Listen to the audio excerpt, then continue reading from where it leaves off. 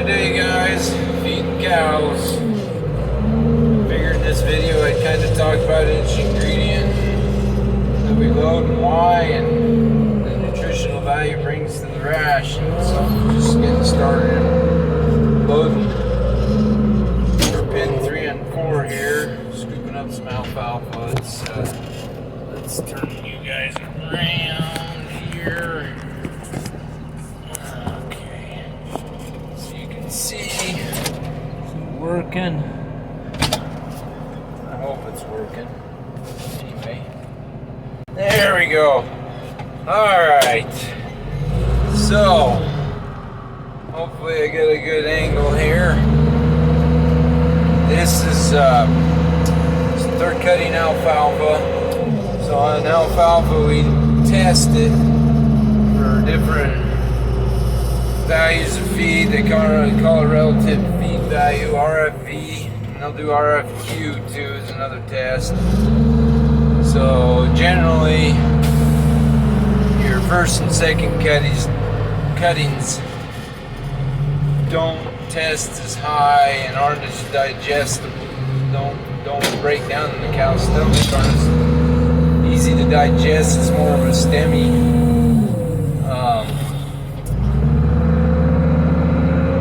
More stemmy. The stems are bigger, and the cows just can't get the value out of it to produce milk. I'm gonna do this the lazy way and cut the strings with my bucket here. Let's see if I can scoop it without getting strings. Sometimes it works and sometimes it doesn't. So, this hay is third cutting and third tends to test really well. RFV, I think this stuff is tested about 200. That makes it easier for the cows to digest, and it's a little higher protein. The stems are finer, smaller, and more. The leaf is where most of the protein is, and there's more leaf to the plant, and just the cows produce a lot more milk. On third and fourth cutting, generally you can only get about 4 cuttings. And your fourth cuttings tests even better. I think this fourth cutting bell over here we're gonna go grab and test. 230 RFV, and this is what we call cow candy. The cows will eat this stuff until it makes them sick. But anyway, same thing. Fourth cutting's even leafier. The stems are finer. Cows will eat it even better, but we have to feed a balanced ration. Kind of having problems getting this thing scooped up here. Just need 100 pounds, and I think I got 100 pounds there. So we're blending it. I loaded the lower quality hay on before these two, and I've blended it down. We're having some issues with our ration because this hay was a little better than I expected it to be, and the cows were not doing well. We were getting some stomach issues with the cows. Not serious, but enough to affect their intake and their production. We got to feed a balanced ration. We do have a nutritionist we work with that helps us with that. Come on, just 100 pounds. 20 pounds over, that's not a big deal. So, there's protein. This is a good source of protein, good source of fiber. The hay tends is to scratch the stomach to help keep the rumens. Cows have 4 stomachs, and it's critical that the rumen works, and by feeding a good alfalfa with the right composition, usually makes a good feed. Now we'll get some haylage here, and this is actually this is second cutting. We usually put our first and second cutting in the pit, chop it. Hopefully we'll get some video of that when that comes. About, I don't know, a month and a half. June. Usually we tend to get more chances of thunder showers, and we don't like leaving the hay out in the field to get rained on. It really hurts the value and hay. I call it washes the relative feed value right out of the hay when it gets rained on in the windrow. So I always felt like haylage helped with the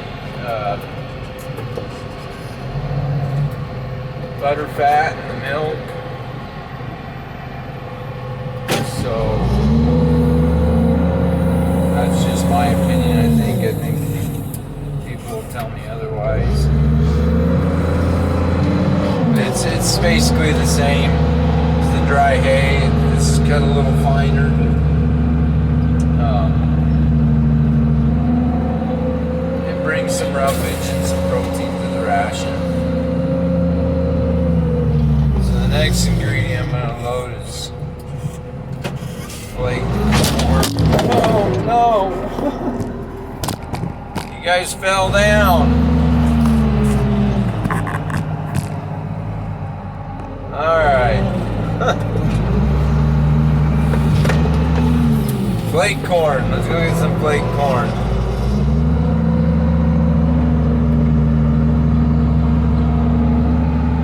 And this is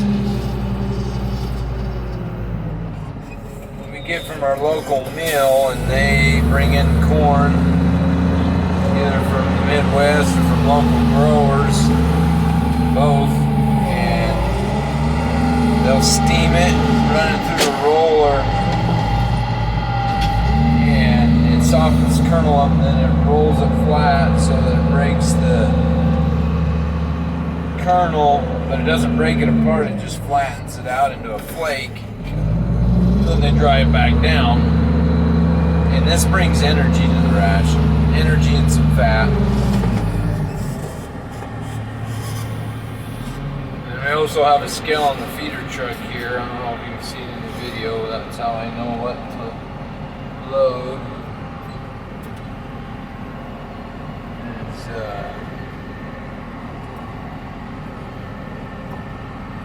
It's scales. Obviously, we know the number of cows per pen, and then we feed so many pounds per head per day of each ingredient.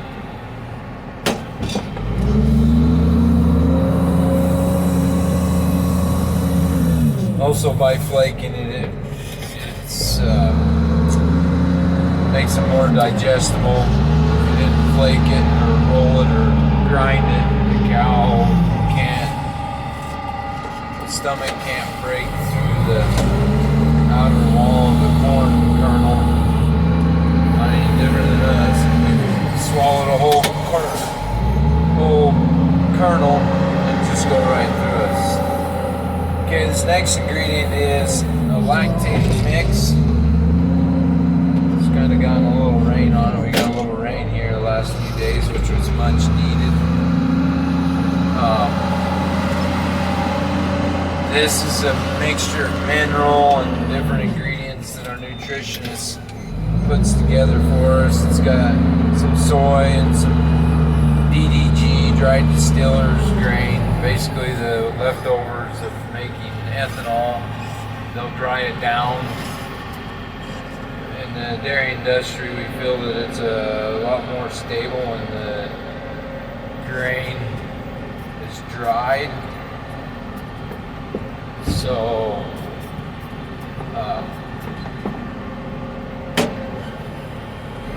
that's how we like to feed it.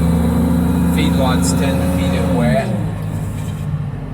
It just works better for the dairy cows. It seems like it's a lot more, how do I want to say it? It's more consistent product when it's dry than when it's wet. It's not as consistent when it's wet. When you're feeding dairy cows, you want a consistent ingredient. Okay, this next ingredient is brewers, we call it. It comes from Coors. It's what's left after they make beer. It's malt and barley. And no, it does not make our cows drunk. All the alcohol has been removed from it. They love this feed. Barley is another good source of protein.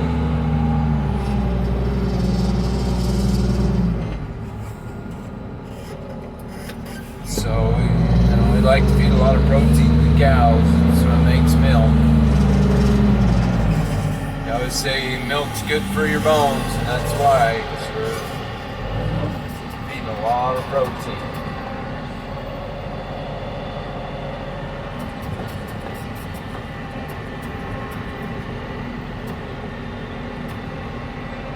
It comes fairly wet. It runs about 70% moisture. So it's a good feed. Cows really like to eat it.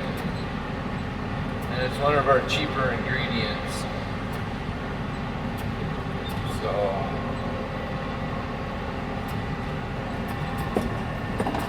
the mineral mix, which I loaded before this, is probably our most expensive ingredient. Alright, got her loaded. One more thing to load, and that's corn silage. So, corn silage is basically the whole corn plant chopped up. If you see guys out in the fields in September, the machine's cutting the corn off, where there's just little nubs of stalk sticking out of the ground about 8 to 10 inches. That's where this comes from. So the machine chops the corn into whatever length, anywhere from, some guys will cut it long, upwards of 3 to 4 inches, but we cut ours about an inch. Some guys will do 3/4 or even down to 1/2 inch. It's however you want to say your machine to do it, but the biggest thing is running the corn cobs or the kernels through a kernel processor that breaks. And I've talked about it in my previous feeding video, my very first video I did. It breaks the cob and the kernels up, which have already been cut into probably inch-long pieces. And then it runs through a roller mill or a processor, called a kernel processor. And it breaks the cobs up, which has got good fiber. And this is more of a high starch, some energy in this ingredient. And we feed a lot of silage. It's one of our cheaper ingredients too, so we feed quite a bit of it. It's a very stable ingredient. But it's important that we feed a balanced ration to the cows. They're a lot happier, they do better, they're produce more milk that way. They're just happy. The cow's happy, we're happy. We gotta have happy cows. So it's scoop here.